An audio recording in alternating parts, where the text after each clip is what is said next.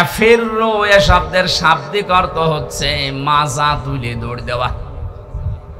সাপে তাড়লে মানুষ যেভাবে দৌড়ায়, বাঘে তাড়া দিলে যেভাবে দৌড়ায়, পুলিশ দেখলে যেভাবে দৌড়াতাম, এখন আর দৌড়ানো লাগবে না, এখন ওনারা আমাদের বন্ধু। গত কয়েকদিন আগে যশোরের এসপি সাহেব ঘোষণা দিয়েছে, পুলিশের এই চাকরি আমি জান্নাতে যাওয়ার মাধ্যম হিসাবে গ্রহণ করেছি। ওনার এই কথাটাকে 100 ভাগ সাপোর্ট করছে যারা প্রশাসনে আছে। যদি এই নিয়ত নিয়ে কাজ করে, যতক্ষণ দায়িত্বে আছে, আমি যতটুকু খোঁজ খবর জানি, আমার দোলা ভাইও তো আছে, এদের যে ডিউটি কোনো শেষ নেই, 24 ঘন্টায় ডিউটি। তাহলে পুরা 24 ঘন্টায় ইবাদত হবে যদি ওনার ওই মন নিয়ে কাজ করে। আল্লাহ প্রশাসনকে ওইভাবে পাল্টিয়ে যাওয়ার তৌফিক যেন দান করেন। কিছু দুষ্ট লোকের কারণে এই বিভাগটার উপরে আজ মানুষের ক্ষোভ। যাদের জন্য এই করুণ অবস্থা, তারা কিন্তু সব গর্তের ভেতরে পালিয়েছে। তারা তো দায় নিল না। হাজারো এই নিচের যারা আছে এরা এখন কান্নাকাটি করে যে আমরা এখন করবো কি। আমার বাড়ির নিচতলায় একটা পুলিশ ছিল, ও যে কোথায় গেছে আল্লাহ মনে হয় জানে না, এত ভয়ে ছিল। 5 তারিখে বিকালে লোকজন এসে বলছে ওনারা বের করে দিন, মেরে ফেলবো। মেরে ফেললাম না, আমি নিচতলায় এসে নেমে দেখি যে না, আমরা তালা মারা, কেউ নেই, সব আল্লাহর রাস্তায় চলে গেছে। এই অবস্থার সৃষ্টির জন্য যেই কয়টা মানুষ দায়ী, এই কয়টা মানুষের বিচার করা দরকার। সাধারণ যে মানুষগুলো যারা দায়িত্ব পালন করার জন্যই করছে, আল্লাহ রাব্বুল আলামিন প্রশাসনে এখন যারা আছে, আমার যশোরের এসপির কথা শোনার পরে মনটা ভরে গেছে যে আমি এই দায়িত্ব পালন করছি, এটাই আমার জান্নাতে যাওয়ার মাধ্যম। এই কথাটা কত উপরের কথা আপনি চিন্তা করেছেন? আমাদের দেশে কিছু সংখ্যক, আমরা যেহেতু 96% মুসলিম, 4% আছে অন্য ধর্মের মানুষ। নবীদের হাদিস অনুযায়ী তারা আমাদের কাছে আমানাত। এই কথা বলেন না কেন? তাদের সম্পর্কও কিন্তু ওজন হবে কিয়ামতে। আপনি তাদের সাথে ব্যবহার কি করেছিলেন? তাদের যে দায়িত্ব, ওটা যদি অমুসলিম প্রতিবেশী হয়, কিয়ামতের দিনও কিন্তু আপনার দরবারে মামলা দিতে পারবে আল্লাহর দরবারে। যেহেতু ওনারা সংখ্যায় কম, আমরা অনেকে এখন ধোয়া তুলেছি যে সংখ্যালঘু। সংখ্যালঘু না, এ শব্দটা বলা যায় না। কিসের সংখ্যালঘু, সংখ্যাগুরু? এদেশে যারাই জন্ম নেবে তারাই এই দেশের নাগরিক, বৈধ। কথা বলুন। সুতরাং সংখ্যালঘু সংখ্যাগুরু বলে এদেশে কিচ্ছু নেই। একটা বিশৃঙ্খলা তৈরি করার জন্য কিছু মানুষকে দিয়ে এই কাজ ওরা করাচ্ছে। হিন্দু ভাইরা যারা আছেন, খ্রিস্টান বা অন্য বৌদ্ধ যারাই আছেন এদেশে, যাদের জন্ম, আমার যেমন অধিকার আছে, আমি 96% তাতে কি, আপনি 4% তাতে কি, আপনার ঠিক ওই রকমই অধিকার আছে। আপনার ধর্ম আপনি 100% নিরাপত্তা নিয়ে পালন করবেন, কোনো বাধা নেই। বাধা যে দেবে তারে প্রতিহত করা ফরজ। ওনাদের সাথে ভালো ব্যবহার করা ইবাদত। আকুলু লিন-নাসি হুসনা, আল্লাহ বলেন আকুলু লিল মুসলিমিনা হুসনা। মুসলমানের সাথে হাসি মুখে কথা বললে সওয়াব হয় না। লিন-নাস, মানুষের সাথে হাসি মুখে কথা বললে সওয়াব হয় সাদকা দেওয়ার। হিন্দু কি মানুষ না? খ্রিস্টান মানুষ না? এজন্য ওনাদের সাথে মানুষের মতো আচরণ করা লাগবে। এটা একটা ইবাদত, এটা কর্মজীবনে এটার একটা কর্ম। 3 নম্বরে বলা হবে কিভাবে সম্পদ উপার্জন করেছিল বল। কালকে কোর্টে হাজী সেলিমকে তুলেছিল, যেভাবে মানুষ গালাগালি করছে, ঘৃণা করছে, থুতু মারছে, ডিম মারছে, যা করেছে কালকে ওনার সাথে, উনি যদি স্বাভাবিক জীবন যাপন করতে, যে যতটুকু সম্পদ হলে একটা মানুষের চলে ওইভাবে চলতো, উনি যা করেছেন আমার মনে হয় উনি একা না, 1000 বছরও যদি হায়াত নাই, যা করে রেখেছে ঢাকার বুকে, 1000 বছর হায়াত পেলেও সম্পদ পড়াবে না। অথচ বয়স এখন যা হয়েছে, যদি কালকেই মারা যায় কি করলো বলেন? যে পুলিশগুলো আমার সাথে পেছনে পেছনে যাচ্ছিল, বলছে হুজুর আমাদের মতো বেতন পেয়ে হালাল রুজি উপার্জন করে যদি এই লোকটা এত সম্পদ কামাতে হতো, তো কিয়ামত হয়ে গেলেও এ সম্পদের মালিক হওয়া সম্ভব ছিল না। আসলে বাস্তবতা এই, আপনি কি করে এত টাকার মালিক হন? বাংলাদেশের ঐতিহ্যবাহী জেলা কিশোরগঞ্জ, কটিয়াদি থানার অন্তর্গত কটিয়াদি বাজার ব্যবসায়ীদের উদ্যোগে মহাবিশ্বের মহাবিশ্বয় আমাদের মালিক, আমাদের মনিব, মহান রব্বুল ইজ্জাত ওয়াল জালালের মুখের পবিত্র বাণী কোরআনে কারীম। তাফসীরুল কোরআন মাহফিলের স্বনামধন্য সভাপতি, বিশিষ্ট আলেমে দ্বীন, ইসলামিক চিন্তাবিদ, শিক্ষাবিদ জনাব মাওলানা আবুল কাসিম বিপ্লব, সহসভাপতি, বিশিষ্ট ব্যবসায়ী, ব্যবস্থাপনা পরিচালক, জননী রিয়েল এস্টেট আলহাজ হাফেজ কারি আব্দুল কাদির, আতালাল্লাহু উমরাহু ওয়া বারাকাল্লাহু ফি হায়াতি, বলেন আমিন। এতক্ষণ যারা আলোচনা রাখলেন মাওলানা হোসাইন আহমেদ মাহফুজ, হাফেজ মাওলানা সিদ্দিকুর রহমান, মাওলানা মুফতি শফিকুল ইসলাম, মাওলানা সাইফুল ইসলাম, অন্যান্য ওলামা ইকরাম, আমার আগে যারা কথা বলছিলেন, আমাদের অভিভাবক, শ্রদ্ধাভাজন ব্যক্তিত্ব বড় ভাই জনাব ওয়াহিদুজ্জামান দামাত বারকাতুহুমুল আলিয়া, আমাদের পাশে আরেকজন বসে আছেন আপনাদের এ থানার অফিসার ইনচার্জ, আমাদের অভিভাবক। আমরা ওনাদেরকে অভিভাবক যেভাবে দায়িত্ব পালন করে ওইভাবে চাই। শ্রদ্ধাভাজন ব্যক্তিত্ব জনাব সরওয়ার হোসেন, মঞ্চে বসা সম্মানিত ব্যক্তিবর্গ, সামনে বসা মুসলমান ভাইরা, পর্দার আড়ালের সম্মানিতা মা এবং বোনেরা, প্রশাসনের ভাইরা, প্রাণ প্রিয় কিশোরগঞ্জবাসী, আল্লাহর দরবারে শুকরিয়া জানাচ্ছি যিনি কোরআনের জন্য আমাদের অন্তরকে এভাবে পাগল পাড়া বানিয়ে দিয়েছেন। আহলুল কোরআনি হুম আহলুল্লাহি ওয়া খাসসাতুহু, কোরআনওয়ালা যারা, নবীজি জানিয়েছেন তারা আল্লাহর পরিবারভুক্ত লোক। সুবহানাল্লাহ। এ কথার লোড কত, ওজন কত আপনি টের পাচ্ছেন। আমার পরিবারের লোক যেমন আমার কাছে যেই রকম, আমি যেভাবে দেখি তাদেরকে, কোরআনওয়ালা লোক যারা, এই মানুষগুলোকে নবীজি তুলনা দিয়েছেন এরা আল্লাহর পরিবারের এবং খাস। জানি কোরআনের জন্য যারা পাগল হয়ে এ দিনের বেলা হাজারো কাজ বাদ দিয়ে এই ময়দানে আসার মন মানসিকতা এবং সুযোগ করে দিলেন, বলছি আলহামদুলিল্লাহ। দরুদ আর সালাম পড়ছি আমাদের নবী মুহাম্মদ রাসূলুল্লাহ সাল্লাল্লাহু আলাইহি ওয়াসাল্লামের প্রতি। কোরআনে কারিমে আল্লাহ তাকে বিশেষ করে 7টা নামে ডাক দিয়েছেন, আরও নাম আছে। আমি প্রতিটি কথার ভেতর থেকে শিক্ষা বের করি, এই জন্য এই শব্দগুলো নিয়ে আসতেছি। আমরা শুধু শোনার জন্য এসেছি আর বলার জন্য বলে চলে যাচ্ছি, এজন্য না। আমরা এখান থেকে কিছু নিয়ে বাড়ি যেতে চাই। অনেক শিক্ষিত মানুষ এখানে বসে আছেন, আমি চেষ্টা করব প্রত্যেকের খোরাকি দেওয়ার। বিশ্ববিদ্যালয়ে যারা ক্লাস নিত দেখতাম, সামনে যারা আছে ওরা সব এক মানের, 80-82 জন ছাত্র ছাত্রী যারা সব এক মানের, কিন্তু এখানে তো আর ওই রকম না।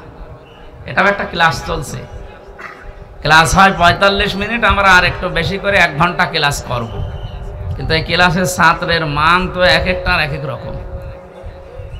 এখানে এমনও লোক আছে ইশারা দিলে বোঝে, আর একজন আছে একবার বললে বোঝে। এমনও মানুষ বসে আছে ওরে পিটাবেন তাও বুঝবে না। আমরা যেন ওই রকম হয়ে না যায়। আপনারা কিশোরগঞ্জ এলাকার মানুষেরা এমনিতে রাষ্ট্রপতির এলাকার মানুষ, জ্ঞানী মানুষ আপনারা। আমরা ইশারা দেব কোরআনে কারিম দিয়ে, আমরা যেন আল্লাহর পক্ষ থেকে আজকের এই মাহফিলটা তিনি যেন হেদায়েতের জারিয়া বানিয়ে দেন, বলেন আমিন। আল্লাহ রাব্বুল আলামিন কোরআনে কারিমে 7টি নাম ধরে নবীজিকে স্পেশাল ভাবে ডাক দিয়েছেন। তার 1 নম্বরে ইয়াসিন। আল্লাহ বলেন, হে নেতা, আমি খেয়াল করার জন্য বলছি, এদিকে তাকান, ক্লাস চলছে। ইয়া হরফে নেদা, ইয়া মানে হে, সিন মানে সাজ্জেদ, বাংলা অর্থ হচ্ছে নেতা। এই শব্দটা শুনলে অনেকে রাজনীতি মনে করে, অনেকে দুনিয়ার সাথে মিলিয়ে দেয়। এটা আখেরাতের সাথে সম্পর্কিত, নয়তো আল্লাহ কোরআনে ইয়াসিন বলে ডাক দিতেন না। আমরা ইয়াসিন সূরার কথা শুনলে অনেকে মনে করি একবার পড়লে 10 খতম কোরআন শরীফ পড়ার সওয়াব হয়। হ্যাঁ, মাস্ট বি, হবে, কিন্তু এর ভেতরে 83টা শিক্ষা আছে, ওগুলো আপনার প্র্যাকটিক্যাল লাইফে থাকা লাগবে। আপনি একটাও মানেন না, শুধু পড়ে যাচ্ছেন। আপনার সওয়াবের পরিবর্তে যেগুলো জানলেন ওর উপরে যদি আমল না থাকে আরো গুনাহ হবে। কথা বোঝাতে পেরেছি? সিন শব্দের 5টা অর্থ পেয়েছি তাফসিরে কাবিরে আল্লামা ফখরুদ্দিন রাজি রহমতুল্লাহ আলাইহি। তিনি বলেন সিন মানে সাইয়্যিদুল আলামিন, সিন মানে সাইয়্যিদুল বাশার, সিন মানে সাইয়্যিদুল কাউনাইন, সিন মানে সাইয়্যিদুল মুরসালিন, সিন মানে সাইয়্যিদুল আম্বিয়া। প্রতিটি শব্দের তিনি ব্যাখ্যা দিয়েছেন। প্রথম যে শব্দটা তিনি লিখলেন সিন মানে সাইয়্যিদুল আলামিন, আলমের বহু বচন আলামিন। শুধুমাত্র এই দুনিয়া না, এই জগৎটা না, এরকম বহু জগৎ আল্লাহ বানিয়েছেন। যেখানে আপনি বসবাস করেন না কেন, ইয়াতানাজ্জালুল আমরু বাইনাহুন্না, সূরা তালাকের ভেতরে আল্লাহ জানিয়েছেন প্রতিটি জায়গায় আল্লাহর বিধিবিধান নাজিল হচ্ছে। মঙ্গল গ্রহে যারা আছে তাদের জন্য আল্লাহর ওই রকম বিধান নাজিল করেছেন। চন্দ্র দেশে যারা আছে ওখানকার জন্য আল্লাহর ওই রকম বিধান আছে। পৃথিবীতে যেহেতু আমরা শুধু মানুষ বাস করি, এখানে আমাদের জন্য আল্লাহর আলাদা বিধান আছে। সাইয়্যিদুল আম্বিয়া দিয়ে মুফাসসির বলেন, কেউ যদি মনে করে আমি তো দুনিয়ায় বসবাস করি না, আমি চন্দ্র দেশে আছি, আমি মঙ্গল গ্রহে আছি, ওখানে বসবাস করব। শুনলাম নাকি অনেকে ওখানে জমি কিনা আরম্ভ করিস, কেনেন। আপনি ওখানেও যদি বাড়ি ঘর বানান, বসবাস করেন, সাইয়্যিদুল আলামিন এই শব্দের দ্বারা আপনাকে মুহাম্মাদুর রাসূলুল্লাহকে চন্দ্র দেশেও মানা লাগবে। আপনি যদি আমি মঙ্গল গ্রহে আছি, আপনার একমাত্র আদর্শ হওয়া লাগবে, নেতা হওয়া লাগবে মুহাম্মাদুর রাসূলুল্লাহ। এই শব্দটা বারবার বলছি কেন? কিয়ামতের ময়দানে আল্লাহ পাক যখন মানুষদেরকে বিচারের জন্য ডাকবেন, আমরা অনেকে দেশে উল্টাপাল্টা কথা শুনি যে কিয়ামতে এক একজন পীর সাহেব নাকি লক্ষ লক্ষ মুরিদ নিয়ে হাজির হবে। এটা বানানো কথা, ওটা নিজেদের স্বার্থে বানিয়েছে। কিন্তু কোরআনের কথা, ওয়াকুল্লুহুম আতিহি ইয়াউমাল কিয়ামাতি ফারদা। সূরা মরিয়ম 16 নম্বর পারার 10 নম্বর পৃষ্ঠার 15 নম্বর লাইনের 95 নম্বর আয়াত। এটা ফি জিলালিল কোরআনে আছে। ব্যাখ্যা করে বলতে গেলে অনেক সময় লাগবে, আমি শুধু একটু ইঙ্গিত দেই। আল্লাহ বলেন কিয়ামতে প্রতিটি মানুষকে আমার সামনে আমি বিচার করার জন্য ডাক দেব, স্রেফ একা একা। কয়জন করি? শুধু এদিকে হাঁ করে তাকিয়ে থাকান, এবার নিজের দিকে আয়াতটা মিলান তো। কিয়ামতে প্রতিটি মানুষকে আল্লাহ নিজের সামনে যখন দাঁড় করাবেন, আপনার আশেপাশে কেউ নেই, স্রেফ আপনি একা। ফাইদা নুফিখা ফিস-সূরি ফালা আনসাবা বাইনাহুম ইয়াউমা ইযিন ওয়ালা ইয়াতাসাআলুন। সূরা মুমিনুনের ভেতরে আল্লাহ জানিয়েছেন, সিংহায় ফৎকার দেওয়ার সঙ্গে সঙ্গে যত রকমের সম্পর্ক তোমার সাথে দুনিয়ার মানুষের ছিল, যত রকমের সম্পর্ক বলতে এখানে পারিবারিক সম্পর্ক আছে, রক্তের সম্পর্ক আছে, বিবাহের সম্পর্ক আছে, দলীয় সম্পর্ক আছে। এ কথা বুঝতেছেন? পৃথিবীর যত রকমের সম্পর্ক আপনার সাথে মানুষের ছিল সব কাট হয়ে যাবে।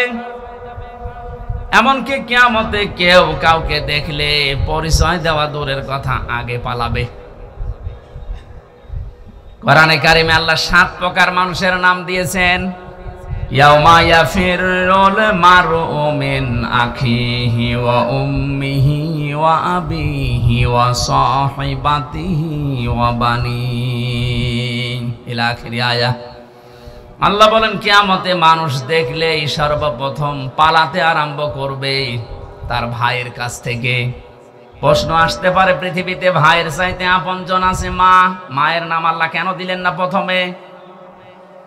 জবাব দিয়েছেন মুফাসসিরিন ইকরামে ভাবে, পৃথিবীতে আপনি যদি অন্য কোনো জায়গায় গন্ডগোল করেন, যদি দোষ আপনারও থাকে, ভাইয়ের কাছে আসলে দেখবেন দোষ আপনার। এমন অনেক ভাই আছে নিজের ভাইয়ের দোষ জানার পরও প্রতিপক্ষকে মারার জন্য উদ্যোগ নেয়। ওর ভরসা যেহেতু ভাইয়ের উপরে ছিল, এজন্য ভাইয়ের নামটা আগে দিয়েছেন। এফিরু এ শব্দের শাব্দিক অর্থ হচ্ছে মাজা তুলে দৌড় দেওয়া। সাপে তাড়লে মানুষ যেভাবে দৌড়ায়, বাঘে তাড়া দিলে যেভাবে দৌড়ায়, পুলিশ দেখলে যেভাবে দৌড়াতাম, এখন আর দৌড়ানো লাগবে না, এখন ওনারা আমাদের বন্ধু।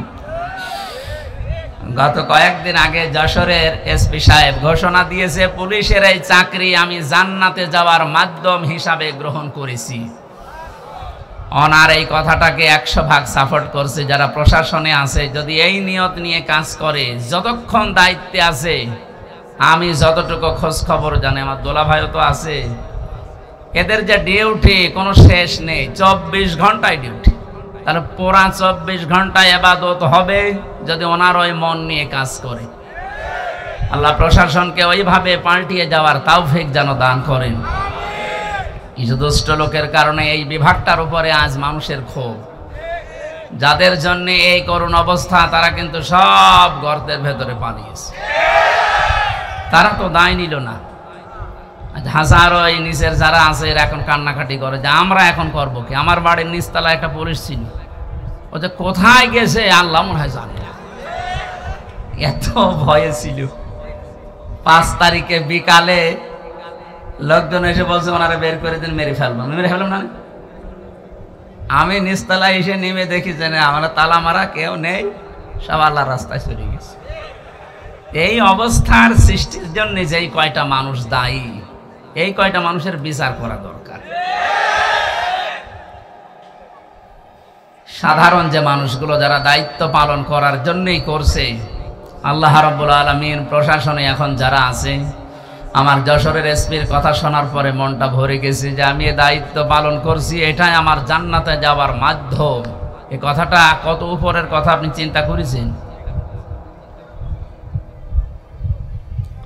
এখানে মানুষ যখন দৌড়ায় কোনো কিছু দেখলে খুব বেশি জোরে ফোর্সে মাজা তুলে দৌড় দেওয়া, বাংলায় পরে খেচ্ছে দৌড়। আল্লাহ বলেন এইভাবে দৌড়াবে।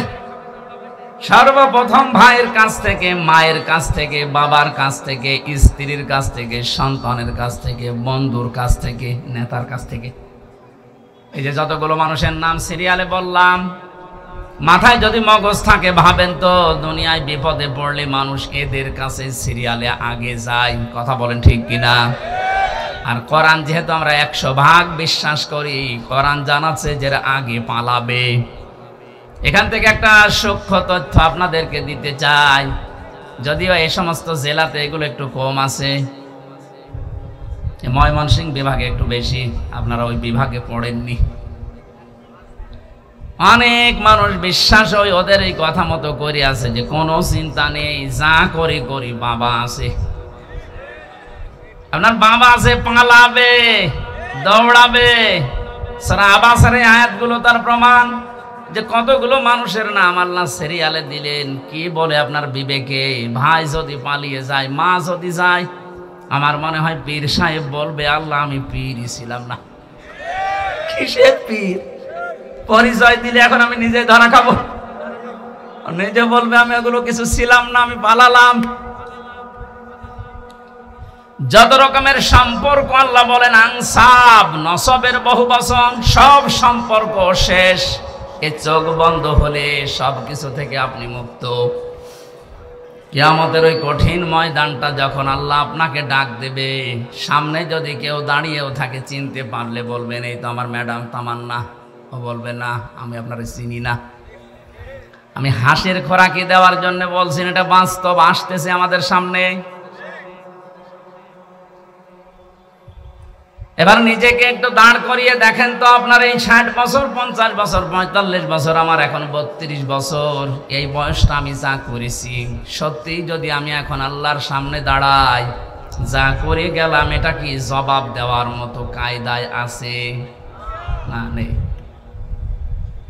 আমার তো 32 বছর না, মাঝে মাঝে মনে হয় আল্লাহ তুমি যদি বলো হামজা 2024 সালের আগস্ট মাসের 31 তারিখ পর্যন্ত তোরে মাফ করে দিলাম, শুধু সেপ্টেম্বরের 1, 2, 3 এই 3টা দিনের জবাব দিয়ে জান্নাতে চলে যা।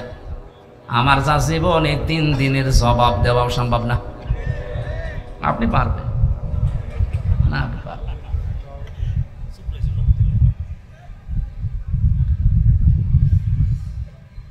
কঠিন বাস্তবতা আমার সামনে। কাবা শরীফ তাওয়াফ করছিলাম, যখন ষষ্ঠ চক্করে দেওয়ার সময় একটা দোয়া মনে আসতেছে, পড়ছিলাম আল্লাহ আল্লাহুম্মা ইন্নী আলাইয়া হুকুকান ফিমা বাইনি ওয়া বাইনিকা। কাবা সামনে নিয়ে বলা হচ্ছে, মাবুদ আমি তোমার গোলাম, তুমি আমার মালিক, তুমি আমাকে গোলাম হিসাবে সেই নেই থেকে শুরু করে হামজা বানিয়েছো। আমি কিন্তু উল্লেখ করার মতো কিছু ছিলাম না, একেবারে নেই থেকে শুরু করে আজ হামজা পর্যন্ত তুমি বানিয়েছো। হ্যাঁ, আমার মা বাবা শুধু বিছানায় ছিল, এতটুকুই শেষ, বাকি কিছু করার ক্ষমতা তাদের নেই।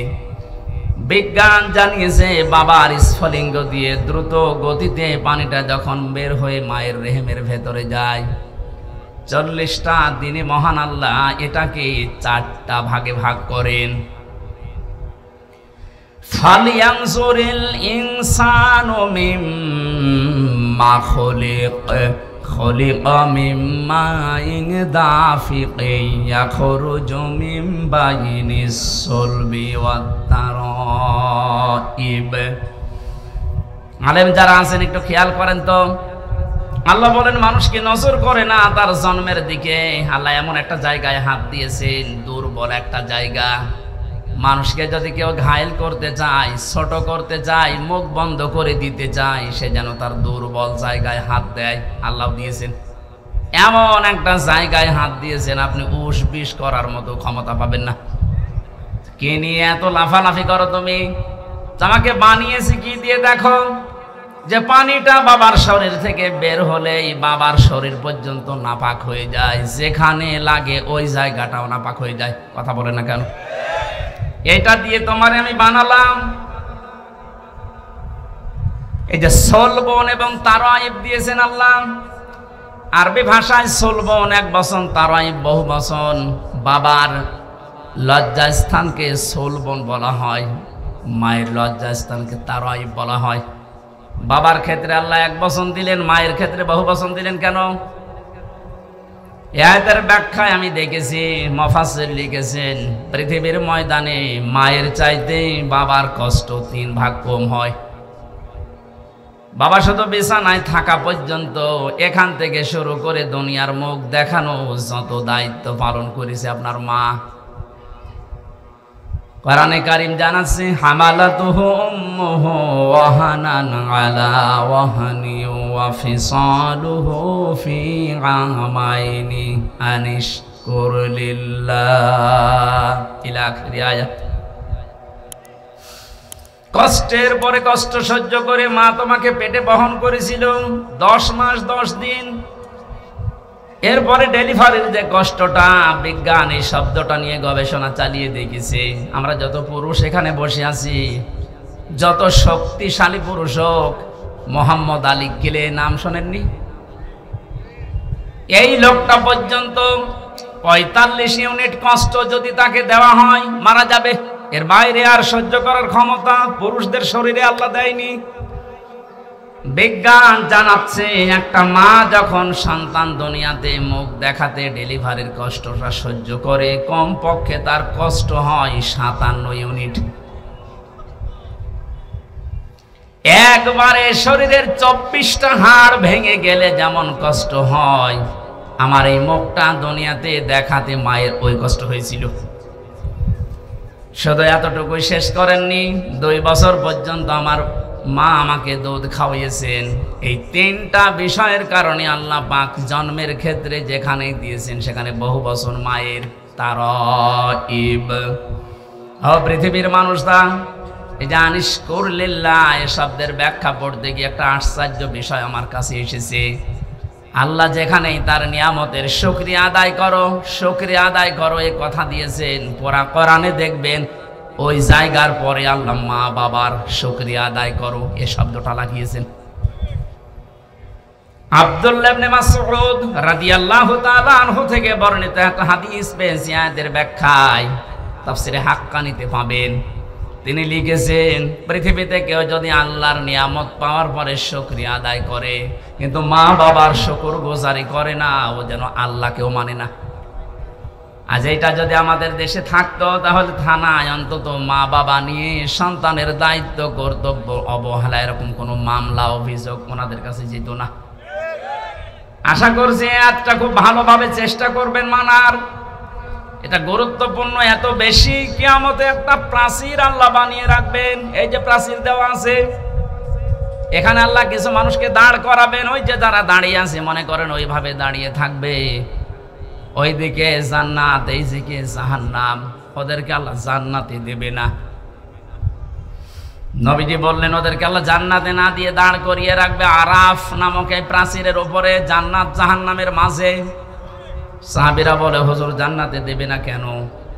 বলে মানুষগুলো দুনিয়াতে ইবাদত বন্দেগী করেছিল কিন্তু মা বাবার হক আদায় করেনি, এই জন্য জান্নাতে দিচ্ছে না। জাহান্নামে দিচ্ছে না কেন? বিশ্ব নবী বলেন জাহান্নামে দেয় না আল্লাহ এই কারণে, এই মানুষগুলো পৃথিবীর ময়দানে আর যাই করুক না কেন দিন কায়েম করা লাগবে, এই চেষ্টা সাধনায় লিপ্ত থাকতো। সূরা সাফের 10 নম্বর আয়াতের তাফসিরে আছে পৃথিবীতে যারা আল্লাহর দিন কায়েম করা লাগবে এই টেন্ডেন্সি নিয়ে চলে, কায়েম যদি হয় ভালো, না হলে অসুবিধা নেই, কিন্তু এই চেষ্টা করার কারণে আল্লাহ একামতে দিন কায়েম করা এটা ফরজ, এই কারণে আল্লাহ তাদেরকে জাহান্নামে দেবে না। জাহান্নামে না দিলেও তো জান্নাতে দিচ্ছি না যাদের কারণে, যে বিষয়টা যদিও ছোট মনে হচ্ছে এটা কিন্তু অনেক বড় বিষয় আমাদের জন্য। আজকে থেকে সিদ্ধান্ত নেওয়া লাগবে পৃথিবীর কোনো দিন যেন মা বাবার সাথে বিয়াদবি করা, তাদের সাথে তাদের হক নষ্ট করা আমার দ্বারা না হয়। যতই নামাজ রোজা করে পাগড়ি বেঁধে তসবিহ হাতে নিয়ে 24 ঘন্টা জিকির করি না কেন, মা বাবার হক যারা আদায় করেন না আপনি ওই প্রাচীরে দাঁড়িয়ে থাকবেন, জান্নাতে যেতে পারবেন না। এই থেকে শুরু করেছিলাম, এই পানিটা মায়ের রেহেমের ভেতরে যাবার পরে আধুনিক বিজ্ঞান যারা কোরআনে কারিমের আয়াতের তাফসীর বের করেছেন আমি দেখেছি, ওনারা বলেন যে এই মায়ের পানিটা বাবার পানিটা একসাথে মিলে 340-এর পরে 4টা জিনিস তৈরি হয়, চুল, রগ, হাড় আর পর্দা। রক্ত, গোশত, চর্বি আর চামড়া, 8টা জিনিস এক হয়। 6 মাস যখন আস্তে আস্তে বয়স হয়ে যায় মায়ের পেটের ভেতরে, তখন ক্ষুধার উদ্রেক দেখা দেয়, খাবারের প্রয়োজন হয়। আল্লাহ পাক বলেন আমি যে রব নামটা নিয়েছি এই জন্যে তোমাকে আমি 5টা জিনিস দান করি। ওয়াজআলা লাকুমুস সামআ ওয়াল আবসারা ওয়াল আফইদা ইলা আখিরি আয়াত। শ্রবণ শক্তি, দর্শন শক্তি, বাক শক্তি, আকেল শক্তি আর ঘ্রাণ শক্তি, এই 5টা আমি আল্লাহ দান করি মায়ের। তোমাকে তৈরি করার জন্য 8 5 13টা জিনিস এক হয়ে যায়, তখন আস্তে করে মায়ের পেট থেকে নিয়ে আসার ব্যবস্থা করি। আল্লাহু আখরাজাকুম মিন বুতুনি উম্মাহাতিকুম, মায়ের পেট থেকে বের করার দায়িত্ব আমি আল্লাহর। এখন অধিকাংশ মেয়েরা এই দায়িত্বটা দিয়েছে ডাক্তারকে। এই স্টেজে যারা বসে আছে তাকান তো, এদের একটার মাকেও সিজার করা লিখেছে। কথা বলছেন এখানে আমি সহজে কয়টা আছে তাকান, একটার মাকেও তো সিজার করা লাগলো না। আর এখন যারা আছে 100টার প্রায় 80টা সিজার ছাড়া হচ্ছে না। কারণ এই লোকটার মায়ের বিশ্বাস ছিল আল্লাহর উপরে যে পরিমাণ, এখন এদের বিশ্বাস, ওই বিশ্বাসটা দাঁড়িয়েছে ডাক্তারের উপরে। সন্তান পেটে আসতে দেরি, স্বামীকে বারবার নিয়ে চলো কোথায়? ক্লিনিকে। কেন? দেখা লাগবে পেটে জন্ডিস না লেডিস। 10 মাস 10 দিনে মনে হয় 4-5 বার করে আল্ট্রাসাউন্ড করে। বিশ্বাসটা আল্লাহর উপরে একেবারে ছেড়ে দিয়ে করে, ওর মাও করে বাবাও করে। এমনও শাশুড়ি আছে বলেন না আমার মেয়ে আমার জাদুর কষ্ট হবে, সময় হওয়ার আগেই নিয়ে চলো। আল্লাহ বলেন ঠিক আছে যা, সে বীর্য থেকে শুরু করে এ পর্যন্ত নিয়ে আসলাম, এখন আমি বের করার রাস্তা তৈরি করে পারবো না, চাতরে দিয়ে দিলাম। সম্মানিতা শাশুড়ি যারা আছেন, আমি যেহেতু নিজে বক্তব্য, এটা আবার রেকর্ড হচ্ছে না তো, তো সমস্যায় পড়া। না, সত্য যেহেতু বলছি। শাশুড়ি যারা আছেন এত চাপ দিয়েন না। আপনার মেয়ের ওই সন্তানটা তৈরি করা যদি সেই বীর্য থেকে শুরু করে এ পর্যন্ত আল্লাহ সব পারে, এই যে 13টা জিনিস কেউ তো দেয়নি, আল্লাহ নিজে দিয়েছেন। আল্লাহ নিজেই ঘোষণা দিচ্ছেন, আমি নিজে বের করে আনার দায়িত্ব নিলাম। অথচ স্বামীও অনেকে চায় যে আমার স্ত্রীর সন্তানটা নরমালে হোক, শুধু শাশুড়ির কারণে অনেকে পারে না। আমি যে বেশি বলে ফেললাম। শাশুড়ি যারা আছে আমার মনে হয় আগামী বছর আমার নাম শুনলে বদদোয়া করবে যে হুজুর মরুক। না, আপনি সিজার করে আপনার মেয়েটাকে সংসার করার অনুপযোগী করে দিয়েছেন। আপনি হয়তো টের পাচ্ছেন না, বাস্তবতা বোঝেন। কিছুদিন পরে আপনার এই জামাই, যখন মেয়ের জামাই অন্য জায়গায় একটু উকি ঝুঁকি মারবে, লাইন করবে, তখন আপনি বরদোয়া দেবেন। আপনি তো নষ্ট করে দিয়েছেন।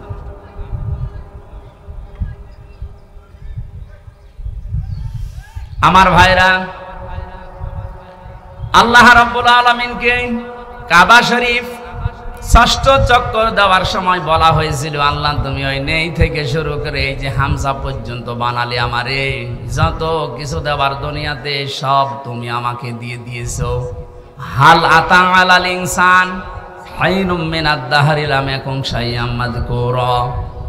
আমি তো জন্ম হওয়ার আগে উল্লেখ করার মতো কোনো বিষয়ও ছিলাম না। তুমি আমাকে যা যা দেওয়ার সব তোমার রব নামের খাতিরে আমাকে দিলে। 5টা বিষয় আল্লাহ যে আলাদা ভাবে আপনাকে দিয়েছেন, একটু কোনোদিন ভেবেছেন?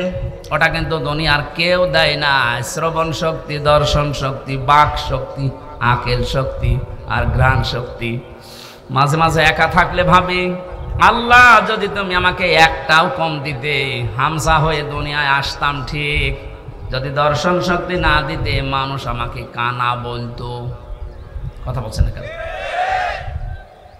কুমিল্লা একবার খাবার খাচ্ছিলাম মাহফিলে, বাম পাশে এক অন্ধ, হঠাৎ বিদ্যুৎ চলে গেল।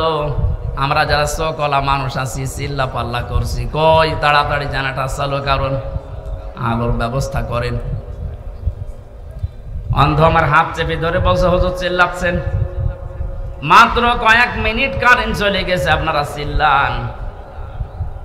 অথচ আজ 42 বছর আমার জীবনে কোনো কারেন্ট নেই। 42টা বছর হয়ে গেল দুনিয়ায়, আমার কারেন্ট কি এটা আমি জানি না।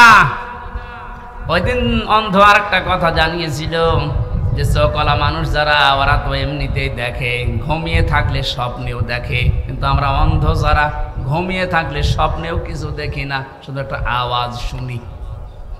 আপনি ওর জায়গায় নিজেকে দাঁড় করিয়ে বলেন তো, আপনি কি পেয়েছেন? জীবনে কিছুই যদি না পেয়ে থাকেন, শুধু চোখ দুইটার কারণেও তো সেজদা দেওয়া যায়। কথা বলে না কেন? জামাত ইসলামের যিনি আমির এখন, ডাক্তার শফিকুর রহমান, ওনার সাথে জেলখানায় আমি ছিলাম এক রুমে, দেখেছি মাঝে মাঝে উনি সেজদা দিত শুধু এইটার দিকে তাকিয়ে। বুড়া মানুষ, মুরব্বী মানুষ, 65 বছরের বয়স, সারাদিন আদালতে থাকার পরে যখন আসতেন রাত 8টা, 8:30, 9টায়, কিছুক্ষণ নামাজ আদায় করার পরে সেজদায় পড়ে যেতেন। এক সেজদায় 45 মিনিট, 1 ঘন্টা, 1.5 ঘন্টা পড়ে আছে। আমি যুবক মানুষ, এশার নামাজ পড়ে ঘুমিয়ে দেয়, 2 ঘন্টা 2.5 ঘন্টা পরে ঘুম ভেঙে দেখি পড়ে আছে সেজদায়। কি স্যার সেজদা দিচ্ছেন? হামজা, যে চোখ দুইটা আল্লাহ দিয়েছে, নিয়ামত যদি সারা রাত ও সেজদায় থাকে, আদায় হবে না।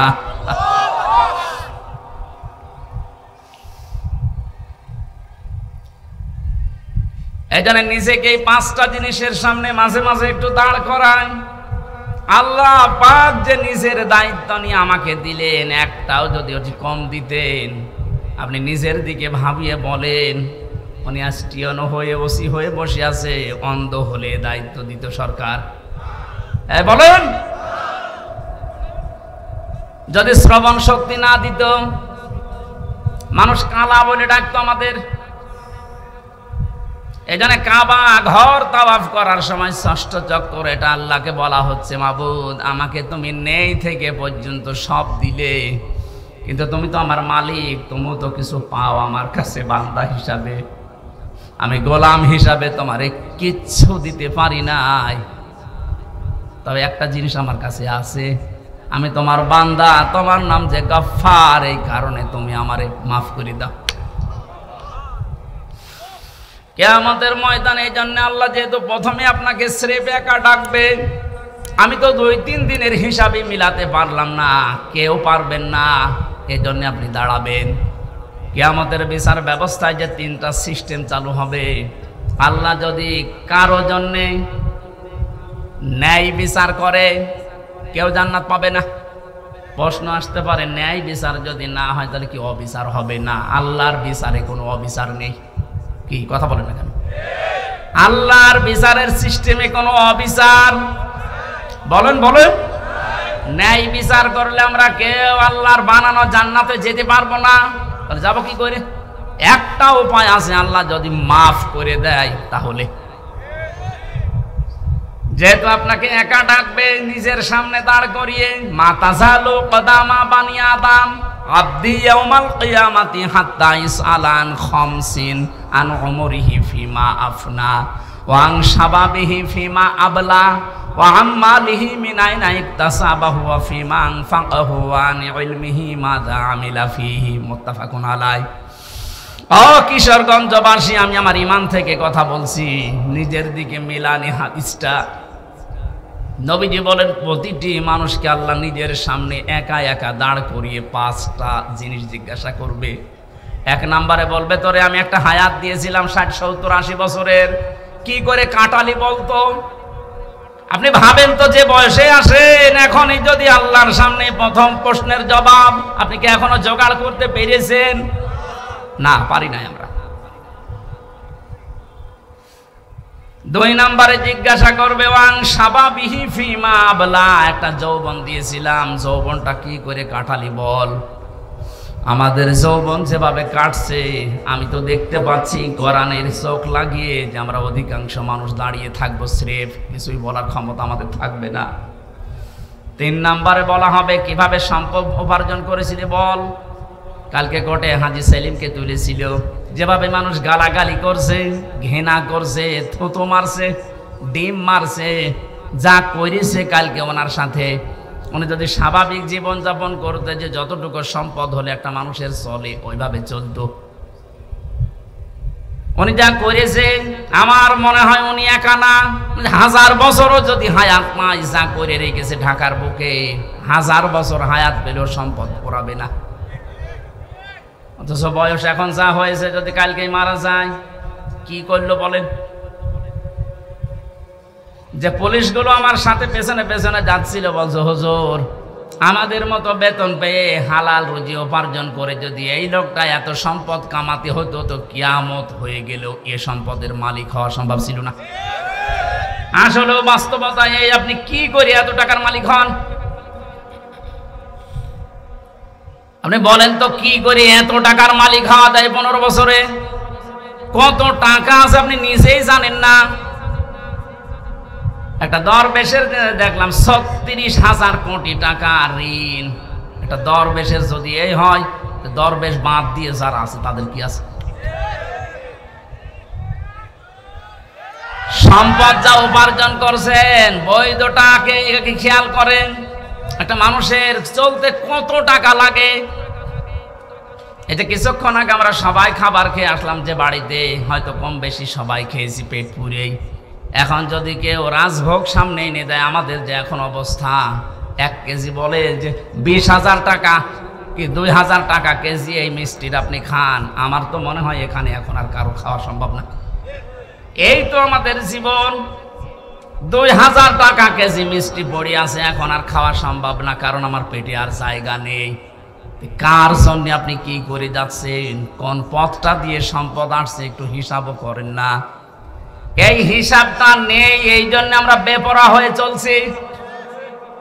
এটা যত বেশি মানুষের ভেতরে টেন্ডেন্সি তৈরি হবে, না সম্পদ আমার কিভাবে আসে, কিভাবে যায়, এইটা যদি হিসাব করে চলে, এই দেশে দুর্নীতি মুক্ত হতে 41 সাল লাগবে না, 41 ঘন্টায় যথেষ্ট। এই সেন্স শুধু দরকার। খলিফাতুল মুসলিমিন হযরত আবু বকর আমিরুল মুমিনিন, তিনিও তো আমাদের এদেশে যারা দায়িত্বে আছে এরকম রাষ্ট্রপ্রধান ছিলেন।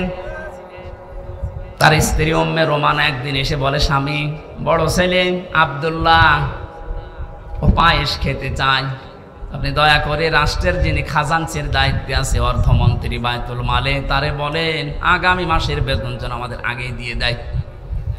উনি যে অর্থমন্ত্রীর কাছে বললেন আগামী মাসের বেতনটা একটু দিয়ে দেন।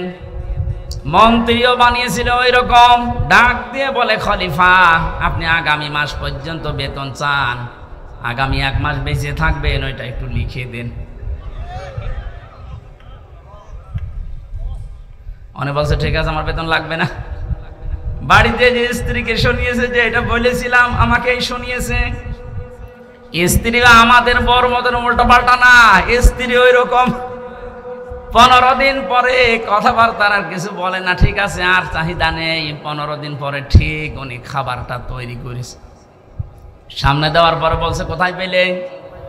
স্ত্রী বলছে, স্বামী আপনি ভুল বুঝবেন না, আপনাকে আমি বলেছিলাম, আপনি পারেননি, অপারগতা দেখিয়েছেন, আমি জেনে শুনি একটা কাজ করেছিলাম। ওই দিন থেকে এই 15 দিনে প্রতিদিন 1 মুঠ করে চাল, গম, আটা যাই বলেন তুলে রাখতাম। এই 15 দিনে প্রায় 2 কেজি বেশি হয়ে গেছে। এইটা বিক্রি করে আজ আমি সন্তানের চাহিদা পূরণ করতে এটা বানিয়েছি, এটা হারাম কোনো কিছু মিশ্রিত নেই। হযরত আবু বকর বললেন, সন্তান তাড়াতাড়ি খেয়ে নাও। খাবার শেষ করে চলে গেলেন অর্থমন্ত্রীর কাছে। বায়তুল মালে গিয়ে বলে, খাজানচি আগামী মাস থেকে আমার যে বেতন আছে 12,000 টাকা, 2,000 করে কম দিও। কেন? কারণ আমি যা হিসাব করে দেখলাম যে আমার 10,000 টাকা হলেও সংসার চলে, 2,000 টাকা রাষ্ট্রের কাছে কাজে লাগাও। আজ দায়িত্বে আছে 1628 জন মানুষ, এখানে 2 জন আছে। এই 1628 জন মানুষকে আমরা যদি এইভাবে তৈরি করতে পারি, আল্লাহর কসম এই দুনিয়ার এই বাংলাদেশটাই খলিফাতুল মুসলিমিন আবু বকরের যুগের মতো হয়ে যাবে। আমরা চাই আল্লাহ এনাদেরকে ওইভাবে যেন তৈরি করেন, আখিরাতের ভয়, জাহান্নামের ভয় অন্তরের ভেতরে 100 ভাগ পয়দা করে দিক। 5 নম্বরে আল্লাহ জিজ্ঞাসা করবে, ওই ওয়ানি ইলমিহি মাযা আমিলা ফি, যতটুকু জানতি তার কতটুকু মানতি এটা বল। এইটা বড় কঠিন প্রশ্ন। এখানে কে জানে না ঘুষ খাওয়া নিষেধ? কে জানে না সুদ খাওয়া নিষেধ? মানুষের উপরে জুলুম করা নিষেধ? কে জানে না? এই যে জানার পরেও আপনি মানেন নাই, জানার পরে যারা মানে না ওরা আল্লাহর কাছে জালেম। কি আপনি না জেনে ভুল করেছেন, ওটা আল্লাহ মাফ করে দিতে পারে, কিন্তু জানার পরেও কেউ যদি না মানে ও কিন্তু আল্লাহর দরবারে জালেম। জালেমের যতগুলো আয়াত আল্লাহ কোরআনে দিয়েছে আমার কাছে ভয়ঙ্কর মনে হয় সূরা শূরার 42 নম্বর আয়াতটা, ইন্নামাস সাবিলু আলাল্লাযিনা ইয়াযলিমুনান নাস ইলা আখিরি আয়াত। সূরা শূরা 42 নম্বর আয়াত, 25 নম্বর পারার 6 নম্বর পৃষ্ঠার 13 নম্বর লাইনে আছে। এটা ইবনে কাসিরে আছে তাফসিরে। আল্লাহ পাক বলেন, আমি নিজে কেস করব, মামলা দেব তাদের বিরুদ্ধে যারা মানুষ হয়ে মানুষের উপরে জুলুম করে। এই আয়াতটা পড়ার পরে আমার মনে হয় বাংলাদেশে আমরা হাজারো মানুষ আল্লাহর মামলার আসামি। পুলিশের কাছে এখন বাধা দিয়ে দেখেন, কালকে এই মামলা পাবেন, পুলিশ বাদী কেস হবে। কথা বলছেন এখানে যারা মানুষ হয়ে মানুষের উপরে এতদিন জুলুম করেছেন, এখনো করছেন, এখনো জুলুম বন্ধ হয়নি, এখনো জুলুম চলছে। এটা বিনা কারণে 5 তারিখের পর থেকে বিনা কারণে যাদের বাড়ি ঘরে আগুন লাগিয়েছেন, যারা দোষ করে নাই, যাদের ব্যবসা প্রতিষ্ঠান ভাঙচুর করেছেন, আত্মসাৎ করেছেন তাদের সম্পদ, এটাও জুলুম। এটা জুলুম না? এই জুলুমগুলো যারা করেছেন আপনি কিন্তু সরোয়ার সাহেবের আসামি হবেন না, হামজার আসামি না, আপনি আল্লাহর মামলার আসামি। বাদী যত বড় হয় কেস কিন্তু তত ঝামেলা। আমার বাদী যদি কোনো সলিমুদ্দি হইতো 3 বছর আমার ছেলে থাকা লাগতো না, বাদী যে দোষার আসরে রাষ্ট্র ছিল, এই জন্য 32 বার মামলা ওঠার পরও জামিন হয়নি।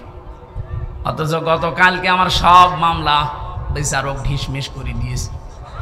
উনি তো ছিল 3 বছর, দিতে পারে নাই, হাত বাঁধা, ওপরের নির্দেশ আসা লাগবে। যারা নির্দেশ দেবে তারা যেহেতু এখন নেই, উনি এখন ফ্রি। বলছে এই মামলা হইলো, এর কোনো মাল ম্যাটারেস নেই, যা কাগজ কালকে সব ফেলে আমরা একেবারে বেকর সব খালাস করে দিয়েছি। অথচ লোকটা তো একই 5 তারিখের আগ পর্যন্ত ওই মামলা ছিল। আমি হাজিরাও দিয়ে গেলাম 5 তারিখের আগে। মাত্র এই কয়েকদিনের ভেতরে পুরা উল্টিয়ে বসে। কি আমি মনে করলাম, প্রশ্ন করি, স্যার আপনি তো এখানে ছিলেন, মাল ম্যাটারেস কিছু নেই এর ভেতরে, আপনি এর আগে দেখেননি? এখন হয়তো জিজ্ঞাসা করলে বলবো হুজুর কিছু করার নেই, হাত বাঁধা ছিল, এখন হাত খোলা আছে। নেই বিচার উনি চেষ্টা করেছে। আমি ওনার জন্য কালকে ওনার অফিসে দোয়া করেছি। জজ মজিবুর রহমান, যতটুকু শুনেছি আদালত পাড়ায়, যে উনি ন্যায় বিচার করার জন্য সাদাকে সাদো, কালোকে কালো, উনি 100 ভাগ চেষ্টা করতেন। এই কঠিন সময়ও আল্লাহ যেন ওনাকে মঞ্জিলে মকসুদে পৌঁছিয়ে দেন। জোরে বলেন আমিন। যতটুকু আমরা জানছি ততটুকু মানছি না। এই যে এলেমের প্রশ্ন করা হবে, এলেম মানে মাওলানা হওয়া লাগবে আমার মতো না, হাফেজ হওয়া লাগবে না। যে যতটুকু জানেন ওই জ্ঞান অনুযায়ী, বিবেক অনুযায়ী যদি কেউ কাজ না করেন, সে জাহান্নামে সাঈর নামক একটা দরজা আছে, সেখানে আল্লাহ তাকে প্রবেশ করাবে। ওয়াকালু লাউ কুন্না নাসমাউ আও নাকিলু মা কুন্না ফি আসহাবিস সাঈর। সূরা মুলকের 10 নম্বর আয়াত। আল্লাহ বলেন জাহান্নামে সাঈর নামক যে দরজা আছে, এই আলালিহান আগুনের সামনে যখন মানুষকে নেওয়া হবে, ফেরেশতা মালিক যিনি দারোয়ানের দায়িত্বে আছে, উনি বলবে কেন আসলেন? যত মানুষ এই সাঈর নামক জাহান্নামে যাবে, তারা এক বাক্যে বলতেন বাধ্য হবে যে আমরা শোনার পরে না শোনার ভান করেছিলাম, আর আমাদের বিবেক আমরা কাজে লাগাইনি। তাকান তো আজ এদের দিকে তাকিয়ে, আজ হাজারো মানুষ আমরা যে জানার পরও না জানার ভান করে থাকি, মানতে চাই না। বিবেক যাদের আছে, বিবেক যারা কাজে লাগান না, এরা আল্লাহর দৃষ্টিতে পশু, এমনকি পশুর চাইতেও নিকৃষ্ট। জোরে বলেন নাউজুবিল্লাহ। আমি যেটা শিক্ষা দেওয়ার জন্য এতক্ষণ ঘোর ব্যাস করছি, সেটা একবারে বলছি, কান খাড়া করেন। পৃথিবীর যেখানেই যান না কেন, আপনাকে মুহাম্মদ রাসূলুল্লাহকে নেতা মানা লাগবে। কারণ কিয়ামতের সর্বপ্রথম একা একা ডাকার পরে দ্বিতীয় সিস্টেমে এবার আর আল্লাহ আপনাকে একা ডাকবেন না। এই একটু খেয়াল করে, প্রথম বিচারের ধাপ শেষ, দ্বিতীয় ধাপে আল্লাহ আপনাকে ডাকবেন এবার একা একা না। ইয়াউমা নাদউ কুল্লা উনাসিম বিইমামিহিম। আল্লাহ পাক বলেন,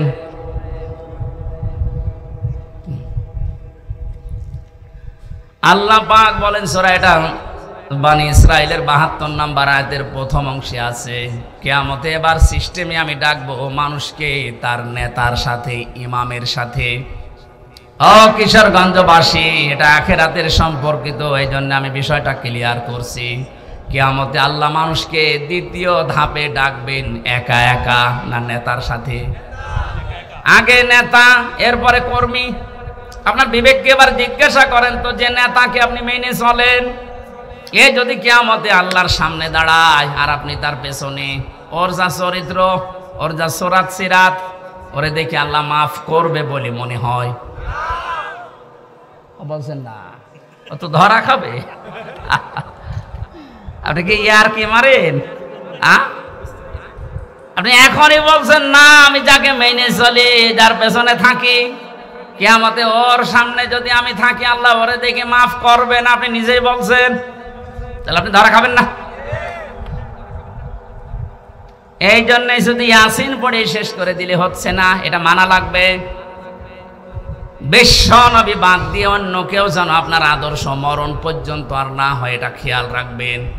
কারণ নবীজি যদি সামনে দাঁড়ায় ওই দিন, আপনি পেছনে থাকলে আপনাকে দেখা লাগবে না, বিশ্ব নবীকে দেখে আল্লাহ মাফ করে দেবে।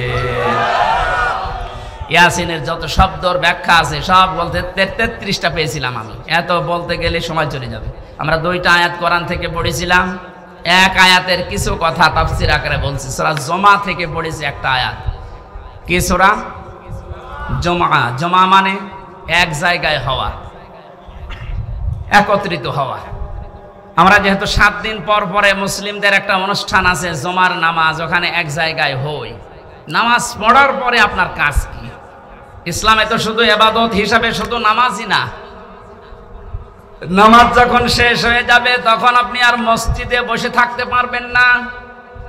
বাংলাদেশে বহু জায়গায় সিস্টেমটা আছে, নামাজের পরে অনেকেই মসজিদের ফ্যান টাঙিয়ে আরামে বসে গল্প করছে।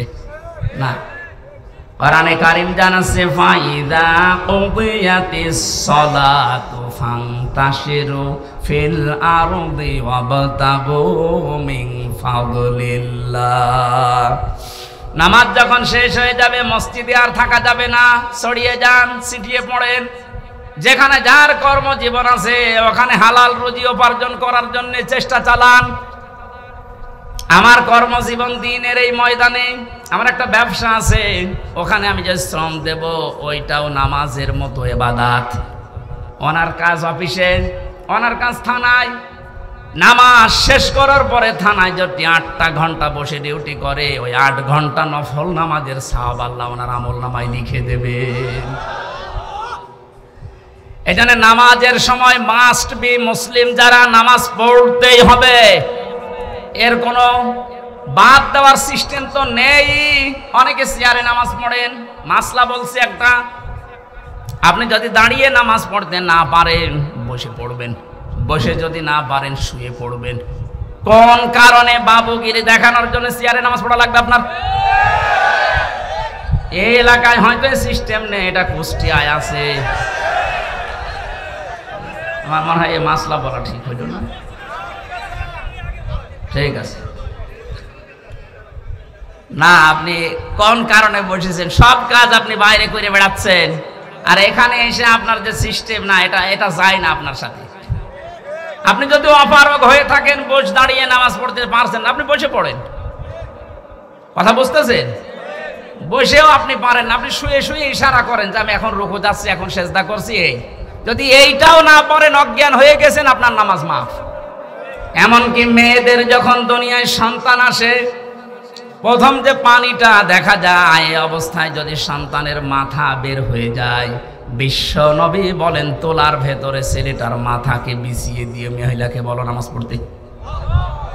এত বড় গুরুত্বপূর্ণ একটা বিধান। যদিও নামাজের এই বিধানটা আমাদের দেশে এখন রাষ্ট্রীয়ভাবে কায়েম নেই, এই জন্য ওয়াজ করা লাগছে। যদি রাষ্ট্রীয়ভাবে কায়েম হয়ে যায় তখন আর নামাজের ওয়াজ এই দেশে করা লাগবে না। আল্লাহ যেহেতু একটা সুযোগ আমাদের সামনে দিচ্ছে, নামাজ রাষ্ট্রীয়ভাবে কায়েম থাকলে কি শান্তি পাওয়া যায় ওটা এখনো দেখেননি। আমি বিশ্বের বহু দেশে ঘুরেছি, কিছু কিছু জিনিস আঁচ করতে পেরেছি। কোরআনে কারিমের বিধানটা যেন আল্লাহ আমাদের চর্ম চোখে দেখায় যে নামাজ রাষ্ট্রীয়ভাবে দেশে কায়েম হয়ে গেছে। বলেন আমিন। আর এটা কায়েম করবে ফেরেশতারা। কথা বলে না কেন? যারা ওই জায়গায় বিলটা পাস করবে ওইরকম মানুষকে আল্লাহ যেন দায়িত্ব দেন। তাহলে নামাজ শেষ করবেন কেন? কারণ পৃথিবীতে রহমত ছাড়া বেঁচে থাকার সম্ভব না। আপনি এক পা ফেলেছেন আর এক পা উঠাবেন, এই পা তুলতে গেলেও রহমত লাগবে কার? আপনি যদি নিজের মাস্তানিতে চলতে চান পারবেন না। কোরআনে কারীম জানাচ্ছে প্রতিটি মানুষের এই পায়ের পেছনে প্রতিটি কদমে কদমে একটা ফেরেশতা সাহায্য করে। আল্লাহ যদি অর্ডার দিয়ে দেয় এর কদমে আর সাহায্য করবেন, আপনি প্যারালাইজড হয়ে পড়ে থাকবেন। এই জন্য যেহেতু রহমত দরকার, আর পৃথিবীর যত রহমত আছে সব দরবারে, গাছতলায়, মাজারে, কোথায়? কোরআনে কারিমে আল্লাহ রাব্বুল আলামিন বলেন ফাইদা কুদিয়াতিস সালাতু ফান্তাশিরু ফিল আরদ। নামাজ যখন শেষ হয়ে যায়, এই আয়াতে গিয়ে আমি ইবনে কাসিরে পড়তে পড়তে পেয়েছি যেহেতু আমাদের জীবনে রহমত দরকার, দুনিয়ার কোন জায়গায় এত রহমত নেই যত রহমত আল্লাহ তার ঘর মসজিদে রেখেছেন। এখানে প্রবেশ করার প্রথমেই মানুষকে বলা লাগে কি, আল্লাহুম্মা আফতাহলি আবওয়াবা রহমাতিকা, হে আল্লাহ আমি তোমার রহমতের জন্য এসেছি, যত দরজা আছে একটা না আবওয়াব, সব দরজা খুলে দাও। তাহলে মসজিদের জন্য রহমতের জন্য কোন জায়গা? আরো জোরে। এটা পাওয়ার জন্য মসজিদে যাবেন তো? যত কাজ থাক সব আজান হওয়ার পরে স্টপ, আগে ফরজ নামাজটা শেষ করেন, খুব জরুরি হলে আপনি ফিরে আসেন, এরপরে আপনি আবার কাজে লাগেন। নফল সুন্নত যদি পড়তে না পারেন, সময় যখন পাঠ পড়ে নিয়েন, কিন্তু ফরজ মাফ নেই, মাস্ট বি। ফরজ নামাজ মরণের আগ পর্যন্ত ছাড়া যাবে না। কেউ যদি ফরজ নামাজ ছেড়ে দেয়, আল্লাহ বলেন আমি ওর দায়িত্ব ছেড়ে দেই। টের পেয়েছেন কত বড় কথা এটা? আপনি আল্লাহর দায়িত্বেই থাকবেন না। এই জেলায় যিনি এসপি আছেন, পুরা জেলার মানুষকে কন্ট্রোল করার জন্য, নিরাপত্তা দেওয়ার জন্য সরকার তাকে দায়িত্ব দিয়ে এখানে পাঠিয়েছেন। এই কটিয়াদির মানুষগুলো সহজ সরল ভাবে চলতে পারে, নিরাপত্তা নিয়ে চলতে পারে, সব কাজ নির্বিঘ্নে যেন করতে পারে, এই জন্য দায়িত্ব দিয়েছে সরকারি নারে। এই কথা বলছেন এখানে। ওনার দায়িত্বের বাইরে চলে গেলে আপনি কিন্তু বিপদের সম্মুখীন হবেন। পুলিশ এখন নেই, এই জন্য আমরা এখনো আতঙ্কগ্রস্ত। এটা কাটেনি। কুষ্টিয়া থেকে পর্যন্ত কাল আমি 4:30টার সময় এসে পৌঁছিয়েছি। পুলিশ যেহেতু এখন সেরকম অ্যাক্টিভ না, এই জন্য হাজারো ভয় মনের ভেতরে, না জানে আবার কে গাড়ি থামায়। ওনারা যে দায়িত্বে আছে, ওই দায়িত্বের ভেতরে আপনাকে থাকা লাগবে, শান্তি স্বস্তি নিরাপত্তা নিয়ে থাকতে পারবেন। আল্লাহ পাক বলেন আমার রহমতের বাইরে চলে গেলে তুই 1 সেকেন্ডও টিকে থাকতে পারবি না। এই জন্য রহমতের জন্য মাজারে যাবেন না মসজিদে? আরো জোরে। মসজিদে বসে থেকে কাজ শেষ তা না, নামাজ ফরজ শেষ, সুন্নত নফল মসজিদে পড়ার দরকার নেই। এই মাসলাটা মনে রাখবেন, সুন্নত নফলের জন্য বাড়ি বা যেখানে বসবাস করেন ওই জায়গা, কিন্তু ফরজ নামাজের জন্য পুরুষের জায়গা মসজিদ। নামাজ শেষ হওয়ার পরও বসে বসে আপনি গল্প করছেন, ফ্যান চালিয়ে দিয়েছেন, কে বিল দেবে কি আপনার বাবা নাকি? এই জন্য এটা জায়েজ নেই। যারা এগুলো করছেন এটা বন্ধ করেন। না, দিনের কোনো শিক্ষা নেওয়ার জন্য, তালিম নেওয়ার জন্য বসে আছেন সেটা আলাদা। তাছাড়া মেয়ে বিয়ে দেবেন, ধান লাগাবেন জমিতে, এই নিয়ে আপনি গল্প শুরু করেছেন নামাজের পরে মসজিদে ফ্যান ছেড়ে দিয়ে। আমার দাদা একটা গল্প বলছিল শিক্ষার জন্য। কিছু মানুষ নামাজ পড়ে না, কোনো ওয়াক্তেই যায় না, কিন্তু এলাকাতে বিদ্যুৎ নেই, সোলারে চলে, মসজিদে জেনারেটর দিয়ে ফ্যান চালায়। লোকজন যে বলছে মুয়াজ্জিন সাহেব আমরা নামাজ পড়বো না, এশার নামাজ পড়ে মানুষ যখন সব চলে যাবে চাবি দিয়ে দেবেন, ফজরের আজান দিতে আসবেন চাবি নিয়ে নেবেন, অসুবিধা নেই, আমরা ফ্যান ছাড়া আমাদের খুব কষ্ট হচ্ছে। মুয়াজ্জিন বলছে এমনি এমনি দেব, ঠিক আছে, মাসে আপনাকে গোপনে আমরা 4 জন মিলে 2000 টাকা দেব, ঠিক আছে। এশার নামাজ পড়ে সব বাড়ি চলে যায়, ওরা আসে রাত 9:30 10টায়। মসজিদে প্রবেশ করে মানুষ 4 জন, ফ্যান দিয়েছে 10টা। ফ্যানের নিচে যাদের ঘুমানোর অভ্যাস নেই, ওরা যদি একবার ফ্যান পায় ঘুমাবে না মরে যাবে, মরে গেছে এমন ঘুম। একবার ফজরের সময় মুয়াজ্জিন এসেছে, আজান দেবে, যে লাইট দিয়েছে দেখেন আউযুবিল্লাহ, কারো কাপড় ঠিক নেই, ওদের মাঝখানে দাঁড়িয়ে চিল্লানি দিয়েছে। মসজিদে থাকা জায়েজ নেই। রাত বাদ করে ওটা বলছে মুয়াজ্জিন সাহেব কি ফতোয়া দিলেন, মসজিদে থাকা জায়েজ নেই মানে? হ্যাঁ, মসজিদে থাকা জায়েজ নেই, ফতোয়া দেন, দলিল কি বলেন? দলিল কি? আমি নিজে দেখলাম। কিসের দলিল দেব? কোন দলিল লাগবে না, বিনা দলিলে হারাম। নামাজ শেষ হওয়ার পর আপনি কোন কারণে আল্লাহর ঘরে বসে বসে সময় কাটাবেন, কি দায়িত্ব আপনার? এই জন্য আল্লাহ আয়াত নাজিল করে জানালেন নামাজ শেষ, ছড়িয়ে যা, ছিটিয়ে পড়। আবতাগু মিন ফাদলিল্লাহ, আল্লাহর অনুগ্রহ, ফজল কোথায় পাওয়া যায় সেখানে দৌড়িয়ে যা। এই যে ফজল মানে রিজিক, ফজল মানে, এই জন্য মসজিদ থেকে বের হওয়ার সময় মানুষ দেখবেন বলে আল্লাহুম্মা ইন্নী আসআলুকা মিন ফাদলিকা, হে আল্লাহ আমি তোমার কাছে চাই ফজল, অনুগ্রহ, রিজিক। কিন্তু শব্দের দিকে খেয়াল করলে যেটা দেখা যাচ্ছে, আল্লাহ কিন্তু নামাজের আগে ওয়াজকুরুল্লাহ দেননি, যে নামাজ পড়তে গেলে আল্লাহর জিকির বেশি বেশি কর নেই। কর্মজীবনে যে, বাস্তব জীবনে যে, প্র্যাকটিক্যাল লাইফে যেন আপনি আল্লাহর জিকির, আল্লাহর স্মরণ মসজিদের চাইতেও বেশি করেন। এই জন্য ওয়াজকুরুল্লাহ কাসীরা দিয়েছেন। আয়াতের এই দ্বিতীয় অংশটুকু আমাদের দেশে আজ 100 ভাগ কায়েম করা লাগবে। মসজিদে গেলে মানুষ আল্লাহকে কম বেশি ডাকে বা ডাকবে, এটা স্বাভাবিক। কিন্তু কর্মজীবনে যে অধিকাংশ মানুষ আমরা ভুলে যাই। কুষ্টিয়ার বড় বাজারে একবার তেল কিনতে গিয়ে একবার দেখি একটা লোক তেল মেপে দিচ্ছে, আর ওই যে কি দিয়ে মেপে দিত, কোটা দিয়ে, প্রত্যেকটা একটু করে কম দেয়। কিছু বললাম না। ওই লোকটা যখন চলে গেল, কাছে গিয়ে বললাম, মুরব্বি মাথায় টুপি দিয়ে আপনি কি কাজ করলেন? এ কাজ করা আপনার ঠিক হয়েছে? কিছু কথা বলার পরে আমারে ধমক দিয়ে বলছে, বেশি বোঝো। টুপিটা খুলে ফেলে দিল, পকেট থেকে একটা সাদা টুপি বের করে বলছে, এটা আমার নামাজ পড়া টুপি, আর এটা তেল বেচা টুপি। বলেন তো কোথায় আছে? আমি শুধু হাসির জন্য বলছি না, বাস্তবতা এইটাই। ও যে নামাজে স্মরণ করেছিল যে টুপিটা মাথায় দিয়ে, ওই টুপিটা মাথায় দিয়ে যদি ওর কর্মজীবনে আল্লাহকে স্মরণ করত, প্রতিবার একটু একটু করে কম দিতে পারত। কোরআনে কারিমেদের জন্য জানিয়েছে, ওয়াইলুল লিল মুতাফফিফিন আল্লাযীনা ইযা তালু আলান নাসি ইস্তাগফুন। ধ্বংস হয়ে যাক ওই মানুষগুলো, যেই মানুষগুলো ওজনে কম বেশি করে, নেওয়ার সময় বেশি নেয়, দেওয়ার সময় কম দেয়। এটা শুধু দোকানদারদের জন্য না।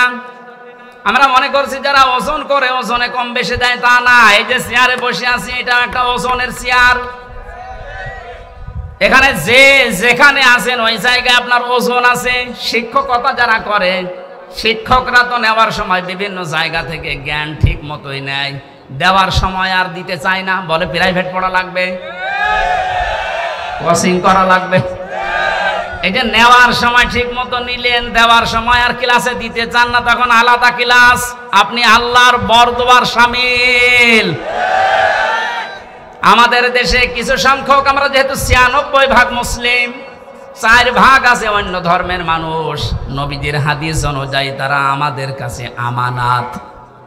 এই কথা বলেন না কেন? তাদের সম্পর্কেও কিন্তু ওজন হবে কিয়ামতে। আপনি তাদের সাথে ব্যবহার কি করেছিলেন? তাদের যে দায়িত্ব, ওটা যদি অমুসলিম প্রতিবেশী হয়, কিয়ামতের দিনও কিন্তু আপনার দরবারে মামলা দিতে পারবে, আল্লাহর দরবারে। যেহেতু ওনারা সংখ্যায় কম, আমরা অনেকে এখন ধোয়া তুলেছি যে সংখ্যালঘু। সংখ্যালঘু না, এ শব্দটা বলা যায় না। কিসের সংখ্যালঘু, সংখ্যাগুরু? এদেশে যারা জন্ম নেবে তারা এই দেশের নাগরিক, বৈধ। কথা বলুন। সুতরাং সংখ্যালঘু, সংখ্যাগুরু বলে এদেশে কিচ্ছু নেই। একটা বিশৃঙ্খলা তৈরি করার জন্য কিছু মানুষকে দিয়ে এই কাজ ওরা করাচ্ছে। হিন্দু ভাইরা যারা আছেন, খ্রিস্টান বা অন্য বৌদ্ধ যারাই আছেন এদেশে, যাদের জন্ম, আমার যেমন অধিকার আছে, আমি 96% তাতে কি, আপনি 4% তাতে কি, আপনার ঠিক ওই রকমই অধিকার আছে। আপনার ধর্ম আপনি 100% নিরাপত্তা নিয়ে পালন করবেন, কোনো বাধা নেই। বাধা যে দেবে তারে প্রতিহত করা ফরজ। ওনাদের সাথে ভালো ব্যবহার করা ইবাদত। আকুলু লিন-নাসি হুসনা। আল্লাহ বলেন আকুলু লিল মুসলিমিনা হুসনা। মুসলমানের সাথে হাসি মুখে কথা বললে সওয়াব হয় না। লিন-নাস, মানুষের সাথে হাসি মুখে কথা বললে সওয়াব হয় সাদকা দেওয়ার। হিন্দু কি মানুষ না? খ্রিস্টান মানুষ না? এজন্য ওনাদের সাথে মানুষের মতো আচরণ করা লাগবে। এটা একটা ইবাদত। এটা কর্মজীবনে এটার একটা কর্ম। আমাদের এই এলাকায় আছে কিনা জানি না, আমাদের এলাকায় তার অত হিন্দু নেই। এই এলাকায় যদি অমুসলিম কেউ থাকে, আপনারা মুসলিম বেশি, তাতে কি, তাদের সাথে আচরণ করা লাগবে। কারণ এটা একটা ওজনের স্তর। কিয়ামতে এইটাও পাল্লায় মাপ দেওয়া হবে। এমন কোনো কাজ যেন আমরা না করি যে এই কারণে আবার ধরা খেয়ে যাচ্ছে। বিশ্বনবী জানিয়েছেন, কোন এলাকায় যদি অমুসলিমরা থাকে, তারা তোমাদের কাছে আমানত। ওদের উপর যদি অত্যাচার করো বিনা কারণে, কিয়ামতে আমি নবী তোর বিরুদ্ধে মামলা দায়ের করব, ওর পক্ষ নিয়ে। এখানে এলাকায় যদি এরকম কিছু করে থাকেন, নামাজ পড়ছেন, রোজা রাখেন, পাগড়ি মাথায় দিয়ে আসেন, কিন্তু ওদের অধিকারগুলো আপনি নষ্ট করেন, ওদেরকে ভীতি সন্তুষ্ট হয়ে রাখেন না, কিয়ামতে আপনি নবীর মামলার আসামি হবেন। নবী শেষ পর্যন্ত ওই হিন্দু লোকটার পক্ষ নিয়ে, ওই খ্রিস্টানের পক্ষ নিয়ে আপনার বিরুদ্ধে দাঁড়াবে। নবী যদি আমার বিরুদ্ধে দাঁড়ায়, আল্লাহ মাফ করে দেবে। এই বিবেকটুকু কাজে লাগে না? কখনো ওদের অধিকারগুলো যেন নষ্ট না হয়। ওদের পূজা প্রবণ যা আছে পাহারা দিয়ে করানো লাগবে। যদি ওদের ইবাদতে কোনো বিঘ্ন হয়, আপনি দায়ী থাকবেন কিয়ামতে। আল্লাহ আমাদের বুঝ দান করুন, বলেন আমিন। আযকুরুল্লাহ, এই জিকির বলতে শুধুমাত্র সুবহানাল্লাহ সুবহানাল্লাহ না, যেখানে যেই বিধান আছে আল্লাহর, ওই বিধানটা ওখানে পালন করে দেখানোর নাম হচ্ছে জিকির। ওসি সাহেবের জিকির কি? ওনার সামনে একজন মানুষকে ধরে কনস্টেবল পিটাচ্ছে, ওনার কিছু বলাও লাগবে না। উনি যদি চেহারাটা নিয়ে সামনে দাঁড়িয়ে বলে, ওই বেটা কি করিস, এমনি বেঁচে যাবে। তাহলে ওই জায়গায় ওনার জিকির কি? ওখানে যে খালি ওনার চেহারাটা দেখানো, এই বেটা কোন কারণে এর উপর অত্যাচার করিস, এটা ওনার জিকির। এটা ওনার কি? ওনার এই সুবহানাল্লাহ সুবহানাল্লাহ করার দরকার নেই, ও চেহারাটাই জিকির। যে যেই পর্যায়ে আছেন তার নিচে যারা আছে তাদের প্রতি দায়িত্ব পালন করা আল্লাহর জিকির।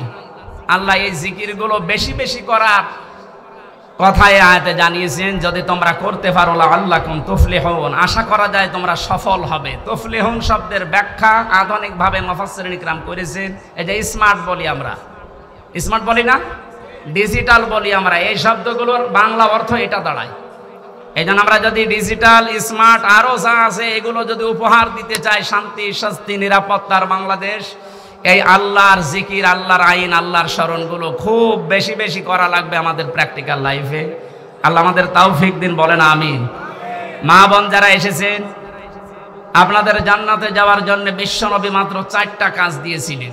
5 ওয়াক্ত ফরজ নামাজ পড়া, রোজা রমজানে রাখা, নিজের শরীরকে পর্দায় রাখা, বিশেষ করে 14 জন পুরুষ থেকে 14টা পুরুষ বাদ দিয়ে বাকি কোন পুরুষের সামনে গেলে মুখমণ্ডল, হাতের কবজি, পায়ের পাতা বাদ দিয়ে পুরা শরীর আপনাকে ঢেকে রাখা লাগবে। 4 নম্বরে স্বামী যাদের আছে তাদের জায়েজ কথাগুলো শুনে আপনি তাকে খুশি রাখবেন। জান্নাতের 8টা দরজা আপনার জন্য খোলা থাকবে, যে কোনো দরজা দিয়ে আপনি প্রবেশ করতে পারবেন। আল্লাহ আমাদের তৌফিক দিন। আমি পারিবারিক জীবন নিয়ে জেলখানায় বসে বসে কিছু বই লিখেছিলাম, তার ভেতরে একটা এনেছি, ওইটা মেয়েদেরকে নিয়ে যেয়ে দেবেন।